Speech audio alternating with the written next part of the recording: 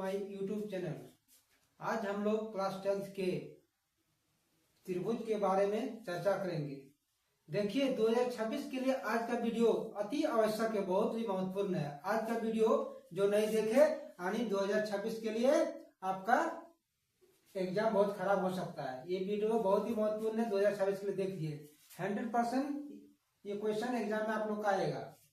Question क्या है, यदि किसी त्रिभुज की एक भुजा के समानांतर अन्य दो भुजाओं को भिन्न भिन्न बिंदुओं पर प्रतिच्छेद करने के लिए एक रेखा खींची जाए तो ये अन्य दो भुजाओं एक ही अनुपात में विभाजित हो जाती है। क्वेश्चन यहाँ से यहाँ तक, इसके अथवा में ये वाला भी आपका ला सकता है, हो सकता है ये वाला क्वेश्चन आपका नहीं रहे। क्वेश्चन आपको कह दिया जाए कि थेल्स प्रमेय को प्रमाणित करे या थेल्स प्रमेय को सिद्ध करे। हमने लिखा कि थेल्स प्रमेय को सिद्ध करे, हो सकता है लिख देगा कि थेल्स प्रमेय को प्रमाणित करे, चाहे ये वाला भी रह सकता है, अथवा में ये वाला भी रह सकता है। हो सकता है एग्जाम में ये वाला आपका लिखा नहीं रहेगा, वहां लिखा रहेगा कि थेल्स प्रमेय को सिद्ध करे, तो वही वाला वही एक ही चीज है, केवल समझने का। तो कैसे हम लोग इसको सिद्ध करेंगे, देखिए। एक सबसे पहले हम लोग एक त्रिभुज बनाएंगे, ए बी सी एक त्रिभुज बनाए, एक त्रिभुज बनाए ए बी सी, और डी ई इसके बी सी के समांतर एक रेखा हम लोग डी और ई खींचेंगे, एक रेखा डी खींचेंगे किसके समानांतर, बी सी के, जो लिख दिए देखिए आंसर। त्रिभुज ए बी सी में बी सी के समानांतर खींची गई एक रेखा ए बी को डी पर तथा ए सी को ई पर प्रतिच्छेद करती है, यानी बी सी के समानांतर खींची गई एक रेखा डी, बी सी के समानांतर खींची गई एक रेखा ए बी को डी, देखिए ए बी को डी पर प्रतिच्छेद तथा ए सी को ई पर प्रतिच्छेद करती है। तो सिद्ध करना है कि ए डी बट्टे बी डी, यानी ए डी बट्टे बी डी बराबर ए ई बट्टे ई सी।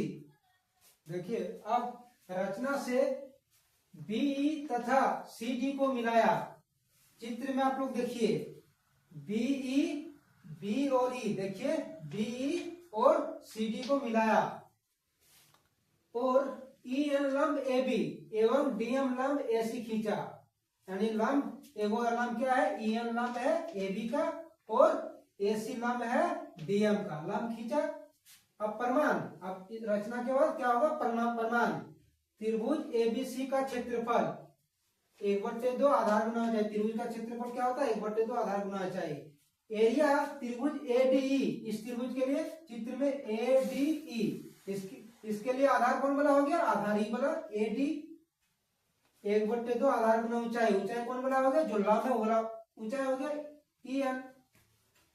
उसी प्रकार त्रिभुज बी डी ई में बी डी ई का क्षेत्रफल, अब ए डी ई का निकाला, बी डी ई का, इसका बी डी ई का क्षेत्रफल, इसके लिए आधार कौन बना हो गया, ई वाला बी डी, और ऊंचाई जो लंब है ई वाला ई एम लंब।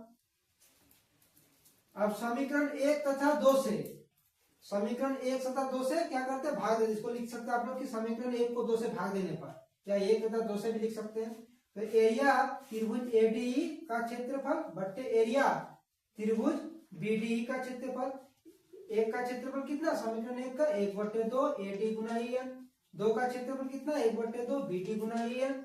अब 1/2 ऊपर नीचे 1/2 कट गया, ई एन ऊपर नीचे मिला, ई एन कट गया, क्या बचा ए डी बट्टे बी डी, समीकरण 3। इसी प्रकार हम लोग इधर वाला का भी क्षेत्रफल निकालेंगे। इसी प्रकार हम लोग लिखते हैं एरिया त्रिभुज ए डी ई का बट्टे एरिया त्रिभुज सी डी, इसका भी क्षेत्रफल 1/2 ए, इसके लिए आधार ए हो गया और लंब क्या हो गया डी एम, इसका भी 1/2 आधार हो गया ई सी, और लंब इसका क्या हो गया, लंब वही D M. 1/2 cancel, D M ऊपर नीचे कैंसिल, ए ई बट्टे ई सी। समीकरण इसको क्या मान लिया, समीकरण 4। अब देखिए क्योंकि त्रिभुज बी डी ई और त्रिभुज सी डी ई एक ही आधार बी डी तथा समानांतर रेखाओं बीसी तथा डी के बीच बने दो त्रिभुज है। अब समीकरण 1 और 2 से, समीकरण 1 और 2 में 2 से ए डी बट्टे बी डी बराबर ए ई बट्टे ई सी प्रूव। आप लोग को वीडियो को कैसा लगा कमेंट में जरूर बताइए। 2026 के लेवल आप लोग एकदम जिसको एकदम किस जैसे बोलिएगा रट के चाहे समझ के आप लोग क्वेश्चन को 100% कर लीजिए। क्वेश्चन 2026 के लिए बहुत ही महत्वपूर्ण है। Thank you. आप कल मिलेंगे।